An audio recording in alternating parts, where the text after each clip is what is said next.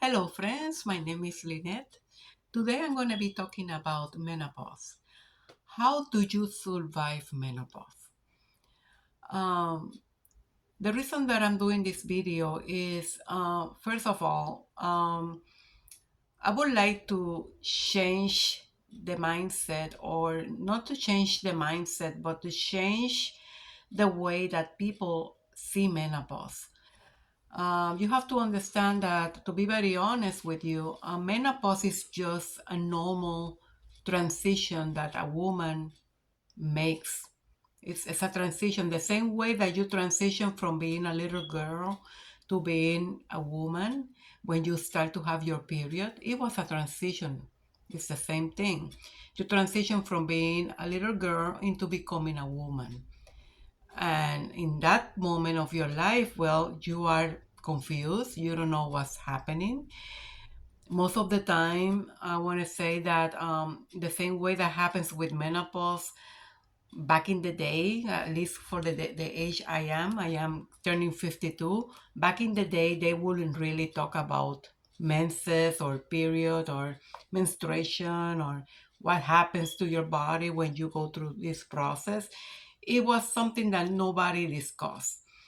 And unfortunately, it's the same way that happens with menopause. Menopause has been now talked about more, I want to say, maybe in the last decade. For me, specifically, I have been hearing more about menopause in the last 5 years, to be honest with you. And maybe because I became more aware about what menopause is, because I was having some symptoms and I couldn't put them all together to say that it was menopause. Um, every woman goes through menopause in different ways. The, the way that they experience it is different from woman to woman, so you cannot really tell this is very specific kind of symptoms that you're going to have. Some of them are really, really on point, like the hot flashes, insomnia, the bloating, the belly fat, the gain of weight in your belly region, in your belly area, and how difficult it is to lose the weight. That's a fact. Every woman can relate that to menopause. There are other symptoms that are not as usual seen, like the ones that I specifically have: the joint pain, the anxiety attacks, the brain fog that I had, the fatigue, feeling tired, low energy. All of this, if you don't put it all together, you cannot really say. You might think that there's something else going on, and you cannot really tell it's menopause. But going in point with about what I'm trying to talk to you today is that, how do you survive menopause? The way that you can survive menopause is that you have to make changes in your lifestyle. And what I mean about changes in your lifestyle, I want to be more detailed, saying that you have to make changes in your diet. Your diet is very important in this time of your life. And whatever you eat is going to impact your hormonal balance. Unfortunately, now you have low levels of estrogen in your body. Even if you are in hormonal replacement, you're not going to have the same natural estrogen that you were having before all this transition is taking place. So let's say that when you were 30s, you have your natural hormones, and nobody will even suspect, but when you have your natural hormones, the levels of estrogen are really, really high, and nobody will even know this because you're not really testing your hormones at that point. However, when you transition and you're starting to, your levels of estrogen are starting to drop, then you will start to feel symptomatic because now your body has to adjust to less levels of estrogen in your body. While that is taking place, you're going to start to have symptoms. And it's exactly what is happening in every woman's body when you're transitioning to be in menopause. Um, you survive this by changing your diet. If you have a really high carbs carb diet, like you eat everything, you eat pasta, you eat refined sugar, you eat French fries, processed food, you eat all of this, you eat the snacks are really high in fat and processed food and in general, and high sugar is detrimental for your hormonal balance. It will bring you into havoc when you know your hormonal balance will be up and down, and you will be up and down in that hormonal space as well. So you want to choose a good diet, a clean diet. When you don't do these processed foods, you want to keep your food intake. Your fat has to be less fat. So I want to say complex carbohydrates like potatoes, sweet potatoes, um, whole wheat, oatmeal is good for you. You can also, you see, eat more vegetables. Definitely, you will have to transition to eating more vegetables.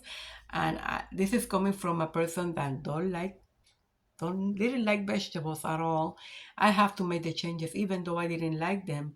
I found a way to make myself find the vegetable palatable, adding spices to it, adding different sauces that you can add to your salad, putting guacamole, putting avocado that I love, and added it on my meals. You also have to go high protein, okay? When you get older, as you get to the 30s and the 35 years old, you start to lose a lot of muscle mass. So the way that you can retain or keep the muscle that you have and build on top of that muscle is doing what we call strength training, right? Resistance training, whatever word that you might be familiar with. Strength training. I want to say do strength training at least three to um, 3 to 4 times a week. Do strength training. Do for 30 minutes, 3 times a week. I start with 30 minutes of strength training every week. So you start to get stronger. You start to build some muscle. You might have to still you might still want to go high in protein, because protein is going to be the one that is going to be able to help you build that muscle mass. Also, you want to, once you do your diet, that clean diet with high vegetables, complex carbs, and high protein, and you start to do your exercise, you will start to feel better. You will start to feel that your symptoms are going away little by little. They start to go away. You start to feel better. And even with the HRT, when you start the HRT, maybe in the first 6 weeks, you will feel that the HRT start to make start to you start to feel the benefit of HRT in your body. You start to feel better. But if you don't back it up with a good diet and good exercise, your symptoms are going to be bouncing back and forth. That's what happened to me. I was starting HRT. I started to feel better between after a month and a half. I started to feel better with the HRT, but then I start to get all these hot flashes, insomnia, muscle aches, joint aches, anxiety attacks. They will start coming back and forth. They will leave and come back, will leave and come back. And when I start to pinpoint and start to think what is making those symptoms come back, it's because when I start to check on my diet, I start to check myself what I'm eating, and then keeping a diary of how I felt after I eat certain food. I start to notice when it's high carbs diet that you were doing, you start to notice, and then that's when the symptoms start to kick back. You start to have the hot flashes, you start to have the muscle aches, you start to have the insomnia, and everything else start to come back. So it's important that you uh, keep your diet, do a clean diet, do your exercise. And once those two things are together and you're doing good with those two things, then you start to feel your symptoms to be coming off and you start to feel better. And this is just by my own experience. I'm talking about my own experience with this because I struggled with menopause for 2.5 years, and it wasn't as long as some other woman.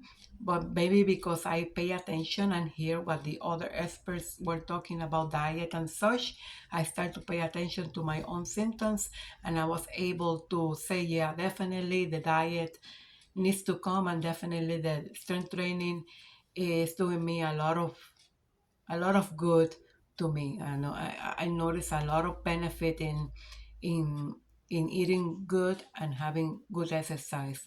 Um, so you want to start to consider that you might have to change uh, your diet and start to do strength training.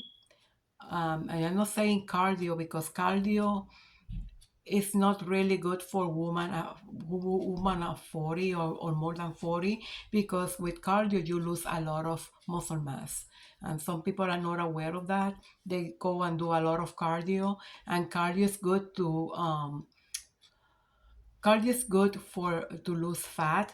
So if you want to lose a lot of fat, not weight, fat, yes, cardio is good. You can keep your cardio once a week and still do 3 times a week strength training. And that way you lose the weight, you lose the fat, and then, but you still can build your muscle. And muscle is longevity. You need your muscle to move, you need your muscle to walk, you need your muscle for everything. Every move that you make in your body, your muscle are the ones doing the support to the bones. You have to understand that. You don't get arthritis as much when you have strength training. Your muscle is your support system for your bones, so you don't lose a lot of bone mass. So osteoarthritis or osteopenia is less likely when you do weight training. So that's all. I think if you implement those two things, you're going to see a light at the end of the tunnel. So ladies, don't give up. There is hope, and you just have to take care of yourself. It's a phase of your life that you really have to take care of yourself and keep strong and keep moving, and you will make it. Remember this, you will make it. I promise you that. Okay, have a good day. Bye.